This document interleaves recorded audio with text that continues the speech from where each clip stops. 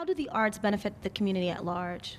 Well, I think that why I always come back to the importance of an artistic practice is that it can just remind us of our general humanity, our common bonds across cultures and with other peoples. And I think just the desire to make work and create is something that's really deep within each of us.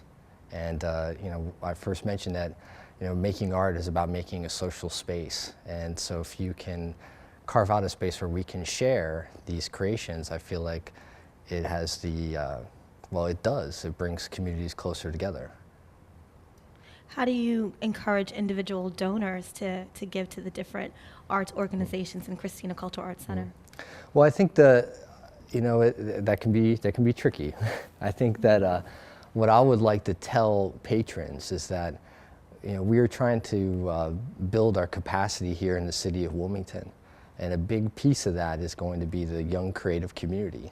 And how can we recruit more of them to think of Wilmington as a viable place to live and work? And we'll be able to convince them if they can see Wilmington as a place where they can sell a painting, where people are going to come support their shows. And so, I encourage patrons just to get involved, to show up, but also don't be afraid to interact directly with these artists.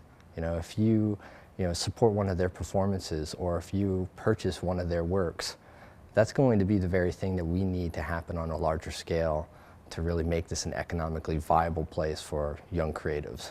There's a lot of us, and we are entering into a infrastructure that is not equipped to deal with the vast numbers of trained artists that we have in this region. And so a lot of my own work as an artist has been trying to come up with a solution.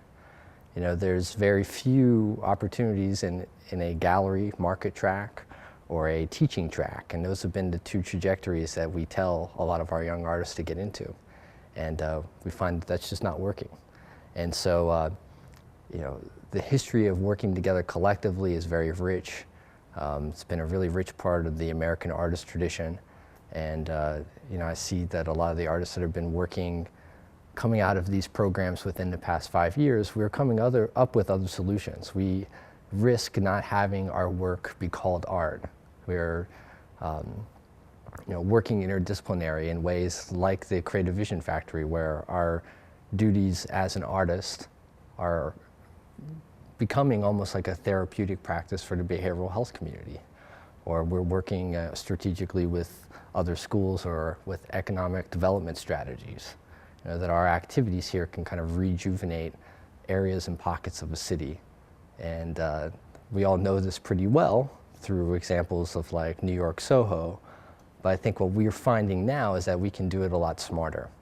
And so through projects like Shipley Lofts, which is just across the street here, we have a place where we have and can provide low-income tax credit properties and rents for artists. That we recognize that if we can attract more of these individuals into our community, it'll make our local arts and cultural community all the more rich. But these two are also the people that tend to work as line cooks and are waiters and bartenders that also support this other nightlife that we may have in our city. That was good. Thank you very much, All Michael. right, thank you.